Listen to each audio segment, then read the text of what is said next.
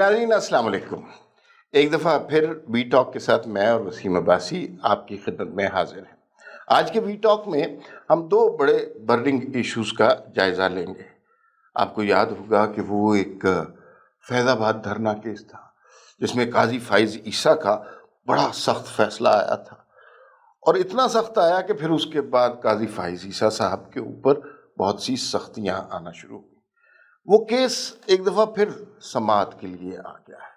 اس case میں بنیادی محرک جو تھے، جن کے اوپر الزام آتا تھا، وہ کوئی عام آدمی نہیں تھے، وہ جنرل فیض حمید تھے۔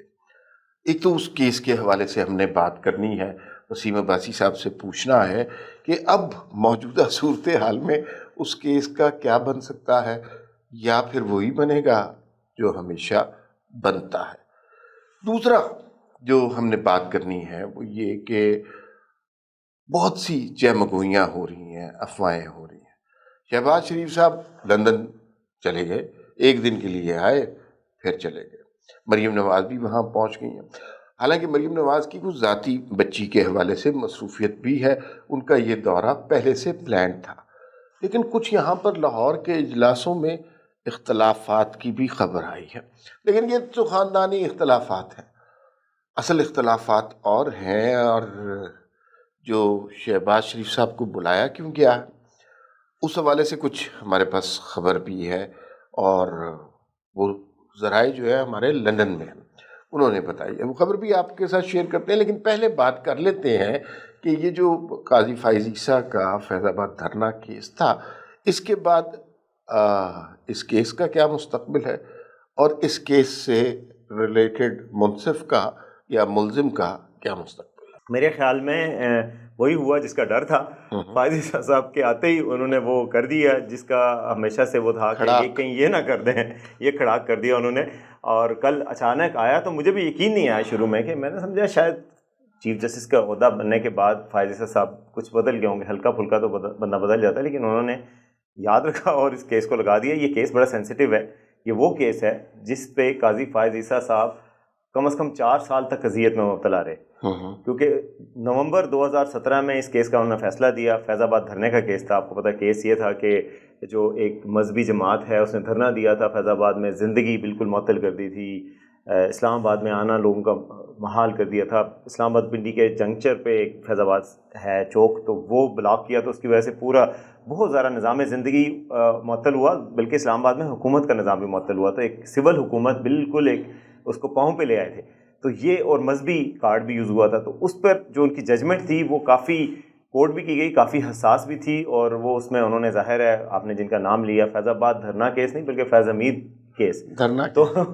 وہ یہ دونوں فیض کٹھے ہو گئے نا، فیض احمد تھے، فیض احمد فیض ہو گئے نا۔ ہاں، تو وہ فیض آباد دھرنا نہیں تھا، فیض حمید کیس تھا، اس وجہ سے بہت مشہور ہوا۔ اچھا، اس کی پیسے تقسیم بھی، ہاں اس میں جو پیسے تقسیم ہوئے اور کہا گیا کہ آپ ہمارے اپنے ہیں، ہم آپ کے اپنے ہیں، اس طرح کی چیزوں سے پھر وہ ایک تاثر آیا، اور پھر جو فیصلہ آیا اس کے بعد اس کو اچھا نہیں لیا گیا۔ اس کے بعد جناب کوئی کون سے کہاں سے کوئی آگے گواہان، کون سے ڈوگر اور کیا، اور انہوں نے جناب آ کے کہا کہ جی فائز صاحب کرپٹ ہیں، ان کی وائف کرپٹ ہیں سرینا عیسیٰ، ان دونوں کی کریکٹر اسیسینیشن سوشل میڈیا پہ ہوئی، ان کے خلاف ریفرنسز بنے، ان کے خلاف پریس کانفرنسز ہوئیں، ان کے خلاف بولے پی ٹی آئی کے رہنما، تو اس کے بعد ان کی زندگی اجیرن کر دی گئی۔ ان کو کبھی کہاں پیش ہونا پڑتا تھا، کبھی ایف آئی اے کے دفتر میں، کبھی ایف پی آر کے دفتر میں، کبھی کسی عدالت میں۔ ایک موقع پر تو وہ سپریم کورٹ میں رو بھی پڑی تھیں، اور کٹہرے میں کھڑے ہو گئے،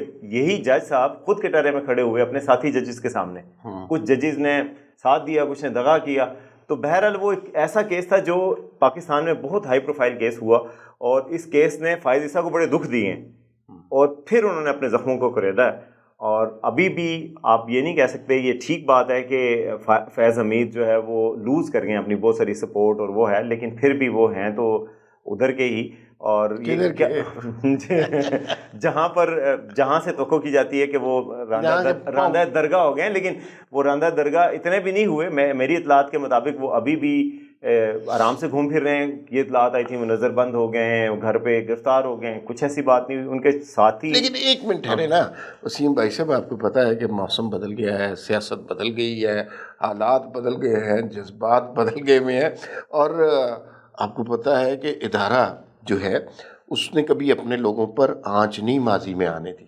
یہ پہلا موقع ہے کہ 9 مئی کے بعد ہم نے دیکھا کہ اپنے بڑے سینئر افسروں کو فارغ کر دیا گیا کیونکہ وہ آئین توڑ رہے تھے اور آرمی کی اپنی اسٹیبلشمنٹ کو اور اپنی انسٹالیشنز کو نقصان پہنچا رہے تھے, ملک کے وقار اور ناموس کی دھجیاں اڑا رہے تھے. تو اس ماحول میں, اس تناظر میں مجھے یہ تو لگتا ہے کہ جنرل باجوہ کو ہم کچھ نہیں کہہ سکے تھے کیونکہ آرمی چیف کا ایک بہرحال جنرل مشرف کو بھی کچھ نہیں کہہ سکے تھے, نواز شریف کس کو کچھ کہہ سکیں. لیکن جنرل فیض حمید کو کیا قربانی کا بکرا بنایا جا سکتا؟ میرے خیال میں it is too early to say. یہ اتنی آسان بھی بات نہیں ہے. ادارہ چاہے مراسلہ نگار کی رائے سے متفق نہ بھی ہو تو ادارہ ذمہ داری قبول کر لیتا ہے. تو ایسی اتنا بھی آسان نہیں ہوگا کہ ان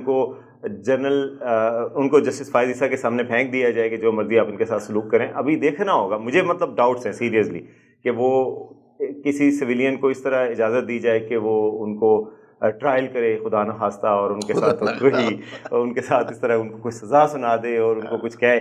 تو یہ قبل از وقت ہی ہے. ابھی تو دیکھتے ہیں قاضی فائز عیسیٰ صاحب نے ایک پنگا سا لیا ہے, تو اب دیکھتے ہیں اس کا نتیجہ کیا نکلے گا. قاضی فائز عیسیٰ صاحب ظاہر ہے آئین کے حوالے سے, ان کا نام, ان کے خاندان کے حوالے سے, پاکستان کی موومنٹ کے حوالے سے بہت بڑا نام ہے, لیکن ان کے بارے میں جو ایک عمومی رائے ہے وہ یہ ہے کہ از ویری انپریڈکٹیبل. کچھ بھی لے سکتے ہیں وہ, مثلاً یعنی پاکستان کرکٹ ٹیم کی طرح نہیں, خیر اس سے بہتر ہے, اس سے بہتر ہے. خیر آپ نے کہا کہ ابھی کچھ ایسا امکان نہیں نظر آتا. اچھا, جو دوسری خبر بھی جو ہم نے ڈسکس کرنی ہے وہ نواز شریف کی واپسی اور چوتھی دفعہ وزیر اعظم بننا, شہباز شریف کا جانا. 3 خبریں ہیں, اس میں تینوں کو اگر کمبائن کریں تو کچھ کڑیاں ملتی نظر آتی ہیں. پہلی بات تو یہ ہے کہ نواز شریف صاحب نے اچانک لندن سے ایک تقریر شروع کی اور انہوں نے کہا جی کہ جنرل باجوہ بھی مجرم تھے اور جنرل فیض حمید بھی مجرم تھے, یہ انہوں نے کہا. ساتھ ہی نیب والا سلسلہ شروع ہو گیا. نیب کے کیسز سارے کھل گئے اور سارے لوگ اب دوبارہ نیب ایکٹیو ہو گیا وہ ہے اور یہ سارے انہی سیاستدانوں کے خلاف. تیسری بات, رانا ثناء اللہ کا کل مختلف چینلز پہ انٹرویو طلعت حسین کے ساتھ بھی چلا جس کو کیری کیا دوسرے نے. اس میں انہوں نے کہا کہ جنرل باجوہ کی ایکسٹینشن تو ہماری اسٹریٹجی کا حصہ تھی, اور میری اطلاعات کے مطابق شہباز شریف نواز شریف کو, اور یہ مجھے لندن میں ایک سورس جو نواز شریف صاحب کے ساتھ ہوتے ہیں, بس اتنا ہی کافی ہے, تو انہوں نے بتایا تو کہ جو ہے نا جنرل باجوہ کا نام نہیں لینا, تو یہ سمجھانے گئے ہیں. تو اب یہ ساری آپ مجھے یہ بتائیں کہ کیا نواز شریف صاحب سمجھ جائیں گے, کیونکہ اس سے پہلے شہباز شریف ان کو یہ سمجھانے گئے تھے کہ جنرل عاصم منیر کا نام نہیں لینا. اور یعنی آرمی چیف کی جب تعیناتی ہو رہی تھی تو شہباز شریف یہ پیغام لے کے گئے تھے کہ یار کچھ لوگ نہیں چاہتے کہ عاصم منیر صاحب کو تعینات کیا جائے کیونکہ یہ دوسری طرف جیلم سے پڑھ کے آئے ہیں, کاکول کے نہیں ہیں اور پتہ نہیں ریٹائرڈ ہو گئے ہیں کیا ہے. لیکن نواز شریف صاحب نے نہیں مانی تھی, یعنی کہ سمجھایا تھا وہ نہیں سمجھے تھے, اور انہوں نے کہا تھا کہ میں نہیں مانتا اور بس یہی نام ہے آپ چاہیں. اور وہ یورپ چھٹیوں پہ چلے گئے اور کہتے ہیں کہ اس کے علاوہ کوئی نام نہیں لینا, جو کرنا ہے کر لیں, میرا چیف یہی ہے. تو جو وہ کئی دفعہ نہ بھی کرتے ہوتے ہیں میاں صاحب, بہت سی دفعہ دیکھیں ہاں بھی کی ہے. یہ بھی دیں, جب آپ کو شاید یاد نہ ہو, جی ٹی روڈ پہ جب نواز شریف صاحب گئے تھے, 5 دن تک کا سفر تھا, ہر چینل پہ ٹکر آ رہے تھے, اور تھا کہ لاہور آ کر نواز شریف نے مینار پاکستان پہ یا داتا دربار اکٹھے ہوئے تھے کہ ایسا اعلان کرنا ہے کہ بس ایوان اقتدار کے جو ہے نا بنیادیں ہل جانی ہیں.